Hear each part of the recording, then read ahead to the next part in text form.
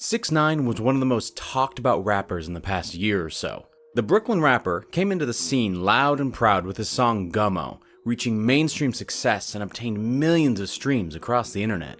Following that success, 6ix9ine continued to build a massive following for himself, and proceeded to sell out shows across the world, all while releasing consecutive chart-topping hits. 6ix9ine even managed to ink a multi-million-dollar publishing deal with Create Music Group. But despite becoming one of the most exciting artists in hip-hop, 6ix9ine just couldn't stay out of legal trouble, and eventually found himself facing a possible mandatory sentence of 47 years. Want to hear more? Well, we have you covered. Here is an exclusive inside look at the criminal history of 6ix9ine.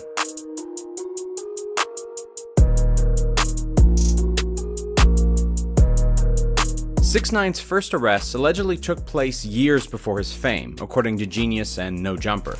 But you did go to jail for a little bit, right? What happened with that? I went to jail. And that's lit. How old were you when this happened? I was a minor. I was a minor. Okay. While the exact date is unknown, 6ix9ine claimed to have worked at a store around his area, but he was doing a little more than just running the register. 6ix9ine was apparently selling heroin from the store and was eventually caught by the owner. Once caught, 6ix9ine proceeded to beat up the owner of the store, which resulted in the cops being called. Police arrived at the scene moments later and charged 6ix9ine with the sale of an illegal substance as well as second-degree assault. It's unknown what the consequences of this was, but since 6ix9ine was a minor at the time, we can probably assume that he just got a slap on the wrist. 6ix9ine's second arrest took place on March 5th, 2015. This arrest in particular brought a lot of controversy to 6ix9ine, and definitely made his come up a lot more difficult than the average rising rap star. The events that led to his arrest occurred on the night of February 21st, 2015, after he was invited to a party in Harlem. Once he arrived to the party, a group of older men asked 6ix9ine if he could invite some women to the party. 6ix9ine said he couldn't invite anyone over at the time, so the men just said that they would invite the girl from last night over. When the girl from last night arrived, 6ix9ine claimed to have asked the girl her age, to which she responded with 19. The group then proceeded to party all night long. Throughout the night, 6ix9ine and friends recorded videos of them doing explicit things with the girl, which later were posted to 6ix9ine's Instagram. A few days later, the girl's mother saw the videos 6ix9ine posted on his Instagram and filed a criminal complaint against him. In the complaint, the mother revealed that the girl was only 13 years old at the time those events took place. After a week or two passed, 6ix9ine was contacted by the police and was arrested on the same day.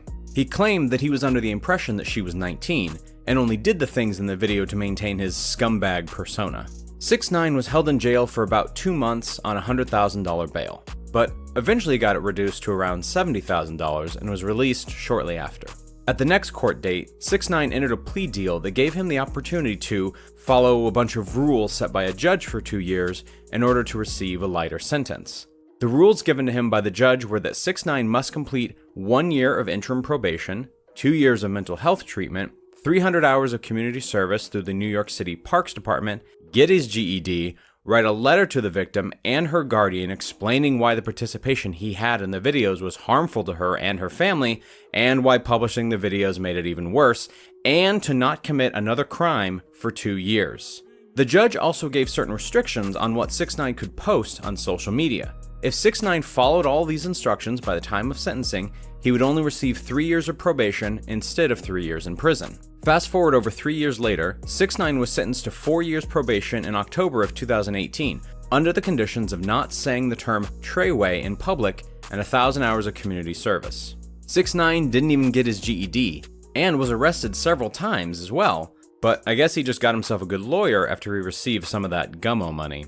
6ix9ine's third arrest happened in May of 2018 in Brooklyn, New York. Details on this arrest are scarce, but it was reported that 6ix9ine was initially charged for driving with a suspended license.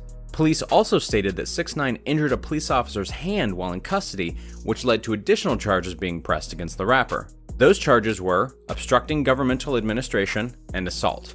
I couldn't find any confirmed information about the outcome of this arrest, but I'm assuming it was dropped, or maybe just led to a fine. 6ix9ine's fourth arrest happened on July 11th, 2018 for an incident that happened back in January. According to multiple reports, on January 6, 2018, 6ix9ine was shopping at the Galleria Mall in Houston, Texas, when he was approached by a 16-year-old fan named Santiago Alberan.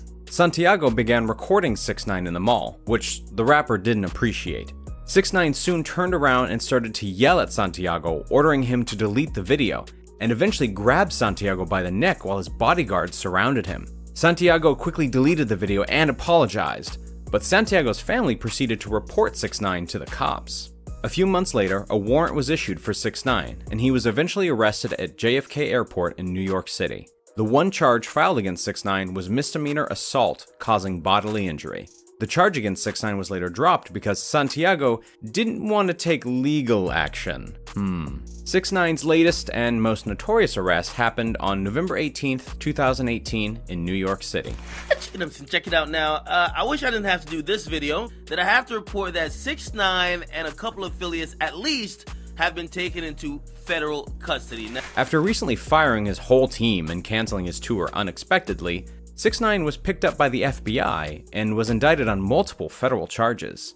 A few of those charges were conspiracy with others to commit racketeering, discharging a firearm while committing a crime of violence in aid of racketeering, assault with a dangerous weapon, carrying a firearm, and committing a crime in aid of racketeering. 5 associates of 6ix9ine were picked up by the FBI on similar charges as well, with one of them being his former manager, Shotty. 6ix9ine's first hearing was about a week later on November 26, 2018. During that hearing, 6ix9ine pleaded not guilty to the charges and was denied bail, which means that he was forced to sit in jail until his trial date, which was estimated to be in September of 2019. On January 22, 2019, it was revealed that 3 other associates of 6ix9ine were picked up and charged as well. One of these associates was Kuda B, who was indicted for allegedly shooting at Chief Keef back in June of 2018, and was eventually caught after 6ix9ine told authorities that after getting in a beef with Chief Keef online, he offered $20,000 to Kuda B to shoot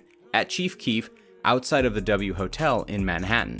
After shooting at Chief Keef and missing, Kuda B apparently met with 6ix9ine and Shotty and received a payment of $10,000, only half of what they had agreed on. Just days after snitching on Kuda B, 6ix9ine announced in court that he will be changing his plea to guilty and proceeded to admit to all 9 charges against him, as well as to being a member of the 9 Trey gangsters.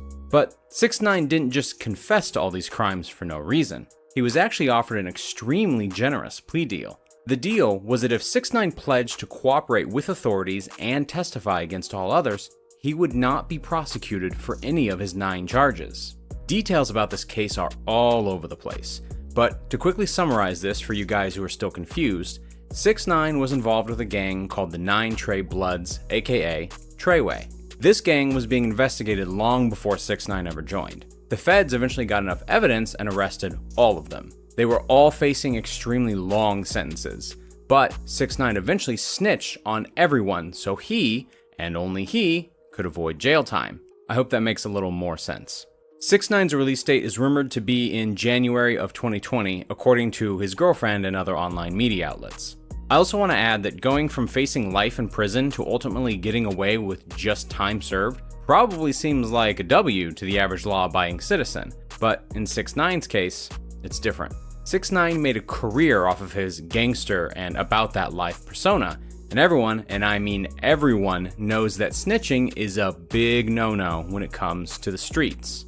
When the news came out that he snitched, a majority of the hip-hop community lost respect for 6ix9ine. I'm not saying that 6ix9ine's career is over, but he will definitely have to change his image from here on out, and I have a feeling it won't be anything like it was before he got locked up. But who knows? 6ix9ine is unpredictable, and I wouldn't be surprised if he goes back to his wild antics. Well, there you have it, the criminal history of 6ix9ine.